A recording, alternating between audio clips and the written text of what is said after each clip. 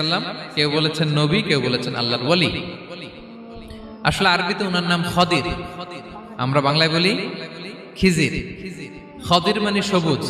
উনি যে কোনো জায়গায় বসলে ওখানে মরা গাছ লতা পাতা এগুলো সবুজ হয়ে যেত, অনুর্বর এলাকার উপর দিয়ে হেঁটে গেলে ওটা উর্বর হয়ে যেত।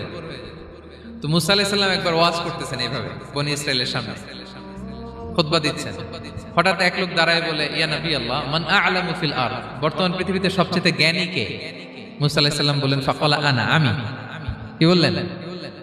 উনি আসলে ভুল কিছু বলেন নাই, কারণ প্রত্যেক জামানার নবীকেই আল্লাহ তাআলা সবচেয়ে বেশি জ্ঞান দিয়ে পাঠান, কারণ তার কাছে ওহীর জ্ঞান আসে, অদৃশ্যের খবর আসে, ইলমুল গায়ব আসে। কিন্তু এই উত্তরটা আল্লাহ তাআলার পছন্দ হয় না। আল্লাহ তাআলা চাচ্ছিলেন মুসা যদি বলতো আল্লাহ তাআলাই জানে কে জ্ঞানী বা আল্লাহই সবচেয়ে জ্ঞানী, এরকম হলে ভালো হতো। কিন্তু মুসা আলাইহিস সালাম কি বলছে? আমি।